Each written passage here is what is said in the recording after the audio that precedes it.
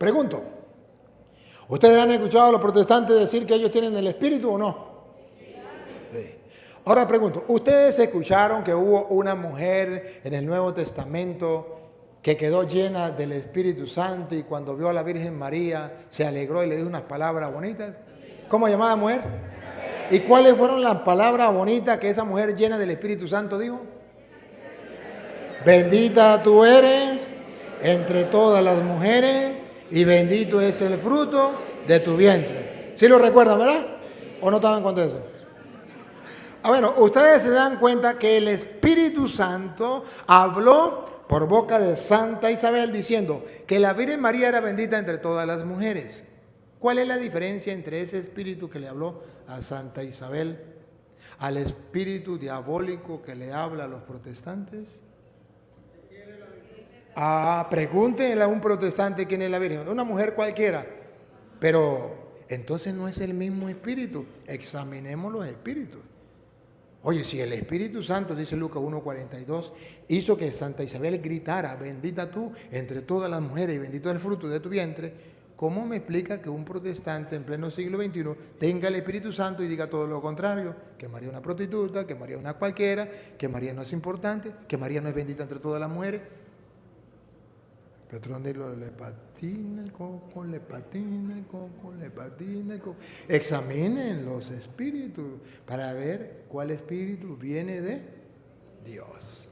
Entonces hemos sido bautizados en un mismo espíritu, de modo que ustedes y yo tenemos que dejarnos guiar por el Espíritu Santo. Para eso hemos sido bautizados, para recibir un mismo espíritu, para formar un solo cuerpo. De modo que la persona que divida el cuerpo de Cristo está cometiendo un gran pecado. La división no es de Dios, es obra de Satanás. Juan 17:21. Cristo quiere la unidad. Juan 17:21. Cristo quiere que todos sean uno, como tú y yo somos uno, para que el mundo crea que tú me has enviado. La unidad viene de Dios. ¿Qué significa diablo? El que divide. Ya se está viendo en la familia, ya no hay unión. Pedro católico, Juan es sabático, Elías es testigo, Anaí es mormón. La división no es de Dios, es obra de Satanás. Juan 17:21. Cristo quiere la unidad. Padre, que todos sean uno, como tú y yo somos uno. Entonces, el Espíritu Santo busca la unidad dentro de la iglesia y el deber del cristiano, del bautizado, es buscar la unidad. Por eso dentro de la iglesia un cristiano, un católico, nunca puede buscar la división. No puede ser instrumento de división. San Francisco no era que cantaba, hazme un instrumento de tu paz, que lleve tu esperanza por doquier. Donde haya oscuridad, lleve tu luz. Donde haya duda, fe en ti. Hazme un instrumento de tu paz. Donde haya guerra, lleve yo tu amor. Donde haya injuria, tu perdón, Señor. Donde haya duda, fe en ti. Maestro, ayúdame a nunca buscar querer ser consolado como consolar, ser entendido como entender, ser amado como yo amar. Entonces nosotros, todo cristiano, el compromiso como bautizado es mantener la ser instrumentos de unidad, de paz. ¿Hay momentos difíciles en la iglesia, en los grupos de apostolados? ¿Hay momentos tensos entre el cura y los laicos? ¿Hay momentos tensos entre el obispo y los curas? ¿Pero qué tenemos que luchar como cristianos bautizados? Mantener la unidad. Ese es el trabajo del bautizado y eso lo tenemos que tener bien claro. Cosa que brilla por su ausencia. Hoy los católicos están dispuestos que por cualquier motivo se salen de la iglesia y se meten a evangélicos. ¿O no? Y si el cura le torció los ojos, le metió un regaño, le torció la boca, ya se sale de la iglesia y se mete a evangélico. No aguantan una broma. No están dispuestos a pasar un sacrificio, nada. Y fácilmente se mete a una secta y lo celebra. Y hasta la familia lo celebra. Petronila, mi tía, era católica y se metió a evangélica, a cristiana. A cristiana no, era cristiana y se metió a protestante. Cometió un pecado de apostasía. Pero es que no tenemos esa convicción. Según la Biblia, el compromiso como bautizado es mantener la unidad del cuerpo de Cristo, cueste lo que cueste. Ahorita van a ver que hay varios motivos por los cuales en la iglesia algunas personas han roto la unidad, se han separado de la iglesia. Pero dice Pablo que eso no es motivo. Aquí viene la descripción de Pablo, cuáles son los motivos que rompen la unidad o que la gente se separa del cuerpo de Cristo y se olvidan del rol de bautizado, del compromiso como bautizado. Mi primer compromiso como bautizado es mantener la unidad, buscar la unidad. ¿Que hay problemas en la iglesia? ¿En qué familia no hay problemas? Claro. Y la idea no es separarnos, la idea es buscarle solución. Vamos a ver qué cosas pone San Pablo que hay dentro de la iglesia, que a veces sacamos excusas, pero que no valen esas excusas según San Pablo. El cuerpo no se compone de un solo miembro, sino de muchos. Por eso, aunque el pie diga, yo no soy mano, y por eso no soy del cuerpo, no por eso deja de ser del cuerpo. Primer problema para irse de la iglesia. ¿Cuál es? Porque yo no soy ojo. Porque yo no soy mano. O sea, no está conforme con el puesto que tiene dentro de la iglesia. No está conforme con la tarea que tiene dentro de la iglesia. Puesto, dice el pie, puesto que yo no soy mano, me largo de la iglesia católica. Me meto en evangélico. Traducido al castellano significa, puesto que yo no soy catequista, porque el cura no me dejó, ¿quién sabe qué tendrá contra mí? Puesto que no me dejó ser el coordinador del grupo Emaús, todas las cualidades las tenía yo. Yo era el elegido por el Señor. Yo era el mejor. Y eligió fue a Petronilo, que no sirve para nada. Además, aquí entre nos, yo lo conozco. Hasta mal ejemplo da el sinvergüenza ese. No me eligió a mí. Entonces dice la Biblia, el primer problema del bautizado para romper con la unidad es decir, puesto que yo no soy. El pie dice, puesto que yo no soy mano, estoy en la parte de abajo. Y yo quería estar en la parte de arriba. Puesto que no estoy en la parte de arriba, entonces ya no soy parte del cuerpo. Me meto en evangélico. ¿No cree que eso está sucediendo? Y yo digo entonces, puesto que a mí no me nombraron obispo, pues entonces me salgo de cura. No, así no es. En la iglesia, ustedes van a ver que San Pablo va a decir, cada uno tiene su propia función. Pero el primer problema es que la gente quiere escalar más. El pie quiere llegar a ser mano. Y si no me hace mano, entonces ya me salgo del cuerpo. No hay diálogo, no hay alternativa, no hay solución, me largo. Díganme, ¿no es eso lo que ha pasado con muchos evangélicos? Yo me he dado cuenta con muchos que han estado en el seminario estudiando para cura y el obispo le dijo, lo lamento, pero usted no puede ser cura. Pero yo quiero ser cura como sea, y si no me aceptan como cura, pues me salgo y me fundo una iglesia y me nombro pastor. Muchos han pasado por ahí. Claro, porque quieren estar arriba y no abajo. El primero, ¿otra vez? El cuerpo no se compone de un solo miembro, sino de muchos. Por eso, aunque el pie diga, yo no soy mano, y por eso no soy del cuerpo, no por eso esto deja de ser del cuerpo. No por eso debe dejar de ser del cuerpo. Sigue.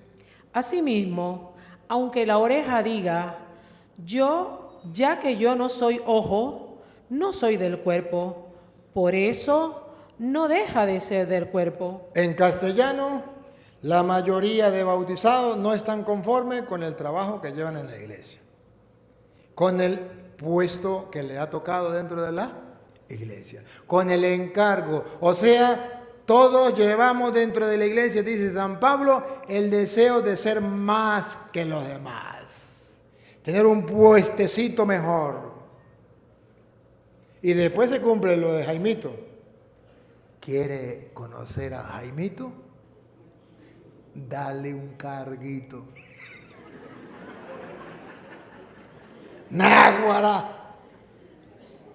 Esas personas que sufren porque yo no soy ojo, si el padre le llega a dar el puesto de ojo, ay, pobrecitos los demás.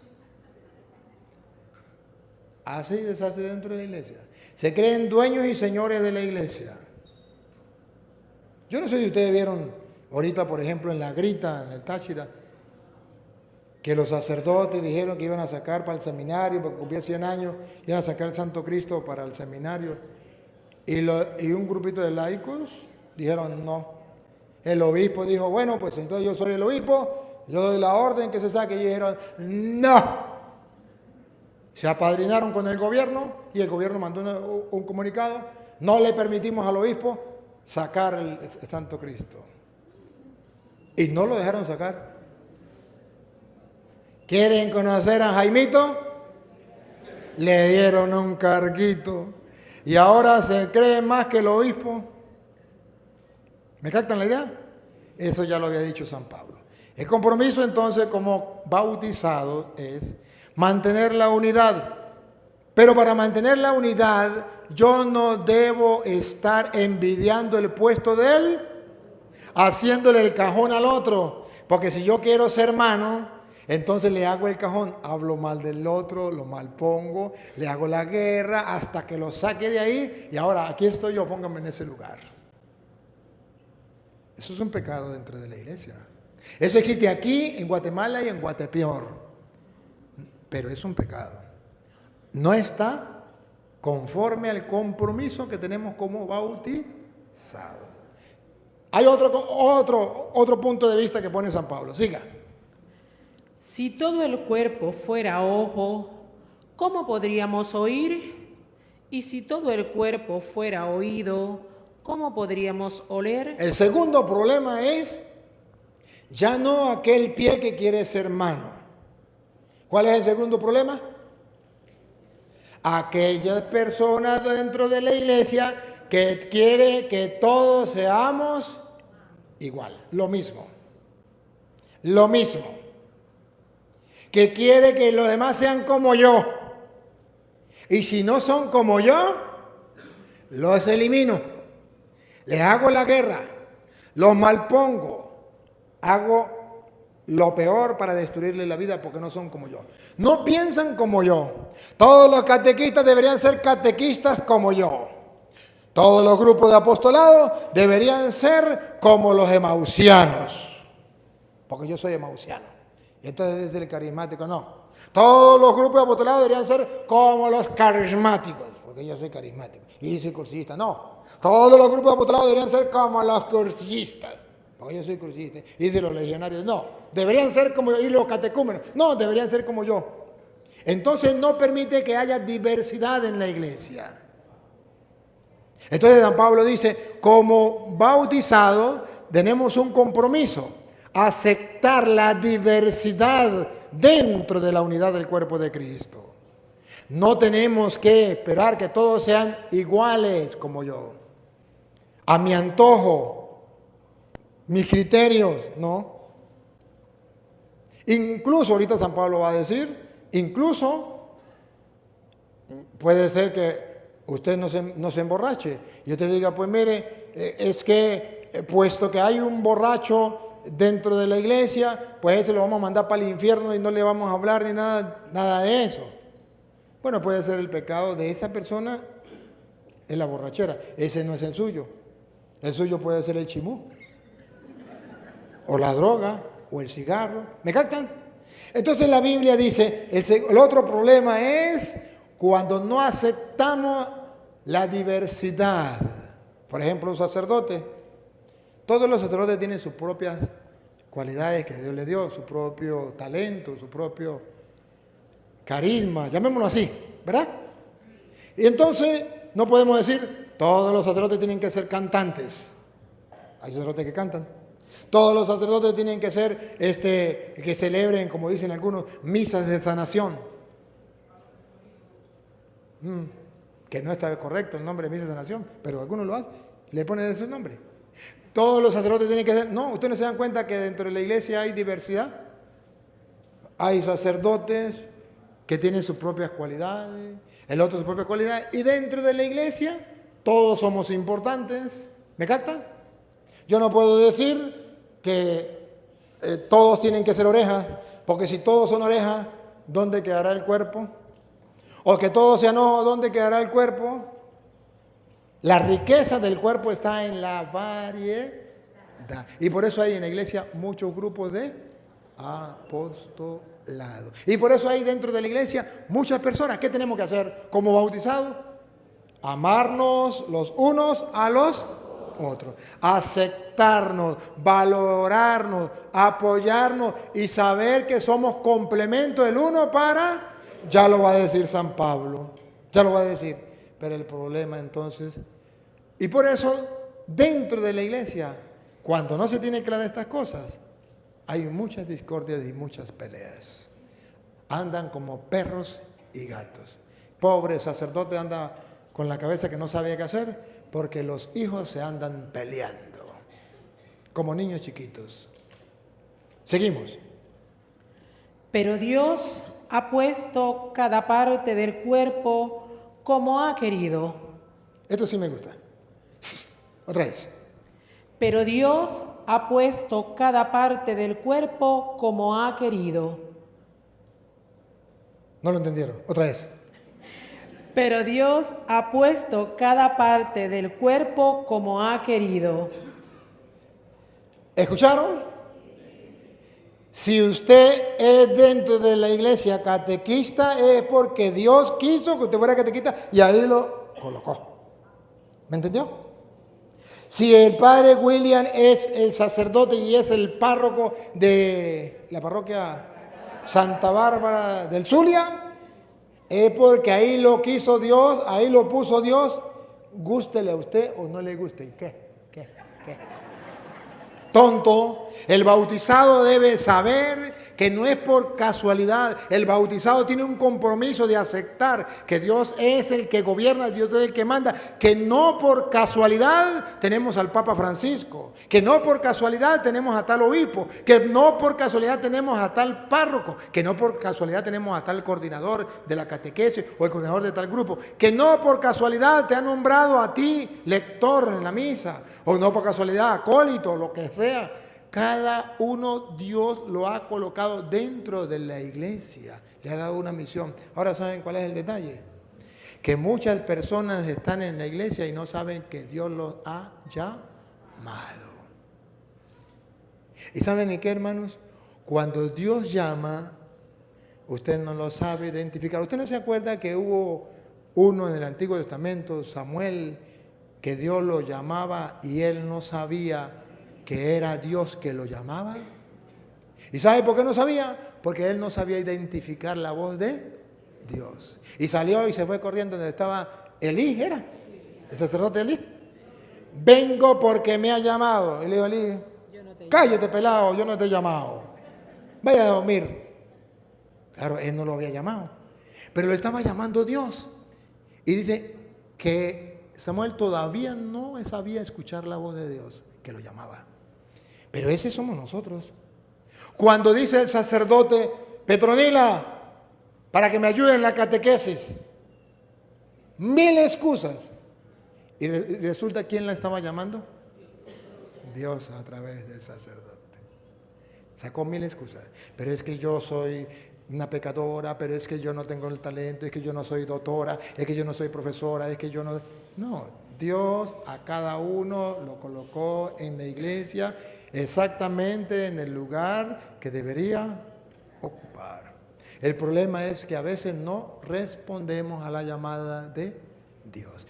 ¿Saben qué es lo mejor? Quedarme tranquilo. Entonces aquí la Biblia, ¿qué nos está diciendo? Que todo bautizado debe ocupar un puesto dentro de la... ¡Ah, bárbaro! Que cada bautizado debe hacer algo, aunque sea barrer la iglesia. Eso también es un puesto elegante a los ojos de Dios. A ver, y podríamos hacer un examen de conciencia hoy. Como bautizado, ¿qué haces en la iglesia? ¿En qué estás comprometido? No todos servimos para todo, pero sí todos servimos para algo. ¿Sobre qué? ¿Sobre lo que estoy hablando ahorita? Si eso es lo que está hablando, sí. Ahora, si es sobre otra cosa, entonces esperamos que termine la enseñanza. Entonces, a ver, no todos servimos para todo, pero sí todos servimos para...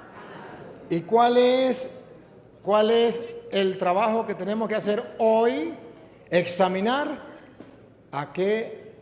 en qué puesto me ha colocado Dios, a qué me llama Dios a mí dentro de la iglesia. Venga, pues, ¿qué va a preguntar? Venga a ver qué es lo que va a preguntar. Venga. Bienvenido. Gracias. Hola, padre, ¿cómo se encuentra? Le quería hacer una pregunta, pero, respecto a este tema, no es el que está hablando, pero es una pregunta que llevo desde mucho tiempo preguntándome. Yo nací en una familia protestante evangélica, de nacimiento, es decir, creemos sola Escritura y fe en Jesucristo. Hace poco he sentido el llamado hacia la vocación católica, me ha llamado la atención, pero tengo una pregunta. Hace muchos siglos, mayormente, el emperador Constantino, ¿verdad? Él mezcló la iglesia, es decir, la iglesia primitiva con la política, que hoy en día es Ciudad de Vaticano. Y pasa de que, la iglesia cristiana se decía que mataba a los que no eran creyentes en Dios, que el que no creía en Dios era asesinado. Y durante mucho tiempo, ¿verdad? No se sabe si en verdad el emperador Constantino mezcló la iglesia porque sintió una fe en Jesucristo en dejar la persecución o en mayormente tener más poder político que le beneficiaba a él. Entonces pasa la descendencia, es decir, que pasan de generación en generación, entonces dicen que están arrepentidos. ¿Cómo confirmamos que en verdad el arrepentimiento fue válido o no fue válido? Permíteme hacer un paréntesis para responderle al joven, ¿sí? Constantino era un emperador, ciertamente. Para el tiempo de Constantino, la iglesia había vivido aproximadamente 300 años de persecución, donde no podían vivir su fe libremente, como ustedes y yo, sino tenían que vivir una fe en cuevas, en lo que llaman catacumbas. Ahí vivían escondidos, bajo de la tierra, lugares. Yo fui a una de las catacumbas que creo que son 20 kilómetros como los topos, ¿verdad? Donde allí vivían, celebraban los misterios de la fe, todo a escondidas, ¿verdad? Y Constantino era uno de los poderosos que perseguía a la iglesia católica, a la iglesia de Cristo, que ya estaba, diríamos, jerarquizada como papa, obispo, sacerdote, donde ya estaba identificada como tal. Celebraban la misa, bautizaban, incluso allá están todavía las constancias donde celebraban la misa. Hay constancias de ese tiempo donde bautizaban ahí en la catacumba, todo. Ahí está la constancia. Y Constantino va a pelear. Entre la pelea, pues está perdiendo. Y cuando ve que está perdiendo, tiene la mamá y la mamá lo aconseja. La mamá sí es creyente, la mamá ya se había convertido. Y la mamá le dice que bueno, que se convierta, que busque a Dios y que Dios le ayuda. Él, cuando se vio perdido, hizo una promesa a Dios, que si le ayudaba a ganar, él se convertía. Y fue, y en la pelea hubo un trueno, dice, que hubo un trueno y se marcó la cruz, de esos los relámpagos, ¿no? Y se marcó la cruz y él vio allí un símbolo de Dios. Y él se convirtió a la Iglesia Católica, a la Iglesia de Cristo. Al convertirse, como la ley del imperio, ¿cuál era? Que el Dios del emperador era el Dios del pueblo. La religión del emperador era la religión del pueblo. Entonces es ahí cuando Constantino, al convertirse, él se bautiza, él acepta la fe de la Iglesia Católica y dice, todo mundo debe de tener la fe del emperador, la religión del emperador, porque esa era la ley, y hace que la ley se cumpla. Y ahí es donde entonces se comienza a luchar, porque ya la iglesia sale. Y no sé si usted sabe que en el 327, gracias a Constantino, por primera vez los cristianos pueden construir un templo para darle culto a Dios. Y ese templo no es cristiano evangélico, es católico. Y lo tienen, si no son los franciscanos, son los agustinos que están en Roma, del año 327. Todavía está, yo fui y vi ese templo. Entonces, se construye ese templo y los otros templos que él permitió que se fueran construyendo. Claro está. Ahora él obliga a la gente a convertirse en la iglesia. Y es ahí donde se cometieron muchos errores, no la iglesia, sino el imperio. Y es entonces donde la iglesia media, la iglesia comienza a mediar, y donde comienzan los tribunales de la iglesia. Y la iglesia dice, a ver, no mate a la gente, mándelo para acá a los tribunales para examinar qué es lo que están haciendo y para darle la oportunidad para ver si nosotros logramos convertirlo para que no lo maten. Y es ahí entonces cuando los evangélicos, para engañar a la gente, dice, es que Constantino fundó la Iglesia Católica. Ignorancia cruel. Antes de Constantino la Iglesia Católica ya existía. Él se convirtió a la Iglesia Católica. Segundo, la Iglesia Católica mató a toda la gente que no se metía allá. La Iglesia Católica no, el emperador. ¿Usted no se da cuenta que aquí en Venezuela hay un presidente que dice que es cristiano? Ahora pregunto, él dice que es cristiano y no se reunió con los cristianos evangélicos, con los pastores, más de 2.000 pastores. Ahora pregunto, ¿los cristianos evangélicos están asesinando y están torturando a la gente de Venezuela? No, es el presidente, pero él dice que él es cristiano. Ese es Constantino, que comienza tiene poder, se llama cristiano, se está convirtiendo, no está convertido del todo, poco a poco se va convirtiendo. Entonces la iglesia dice, oye, si eres cristiano, no debe hacer esto, no debe hacer esto. Ahora la iglesia pide perdón porque la iglesia dice, ¿se cometieron atrocidades? Sí, pero la iglesia luchó para que eso, no, pero desgraciadamente él se había convertido a la iglesia y por haberse convertido a la iglesia, entonces se señala como si fuera sido la iglesia, pero no fue la iglesia, fue el imperio que destruyó a mucha gente, dañó a mucha gente, porque esa era la ley. Acuérdese, antes perseguían a los cristianos porque no querían aceptar la fe del emperador. Ahora el emperador se convierte en cristiano y ahora él quiere que todos se conviertan a su fe. Pero no fue la iglesia católica. Y luego, si usted nació en la iglesia protestante, es muy bonito de que usted comience a estudiar. ¿Cuándo nace la iglesia protestante? En el siglo XVI, ya lo estudió, ya lo sabe. Y pregunto, ¿y Cristo vino en el siglo XVI o antes? 2000 años antes. Entonces, y ya Cristo había fundado su iglesia. Y si Cristo ya había fundado su iglesia, ¿cómo sabemos que ya Cristo había fundado su iglesia? por Pedro y por Pablo, porque San Pablo en 1 de Corintios, si usted me lo permite, la Reina Valera, capítulo 15, versículo allá del 5 en adelante, usted va a ver, en el 8, usted va a ver que San Pablo dice, antes de Constantino, ¿no?, que él perseguía a la iglesia de Dios. Ponga cuidado. Y que apareció a Cefas y después a los 12. Después apareció a más de 500 hermanos a la vez, de los cuales muchos viven aún, y otros ya duermen. El 8. Y al último de todos, como un aborto, me apareció a mí. Siga. Porque yo soy el más pequeño de los apóstoles, que no soy digno de ser llamado apóstol, porque perseguí a la iglesia de Dios. Entonces, antes de Constantino, antes del siglo XVI, de Martín Lutero, ya existía la iglesia de Dios. ¿Cómo lo sabemos? Porque Pablo perseguía a la iglesia de Dios. ¿Y cómo la iba a perseguir si no existía? Si la existía, porque si la perseguía es porque ya. ¿Y cómo me dicen los evangélicos que eran ellos, si ellos todavía no existían?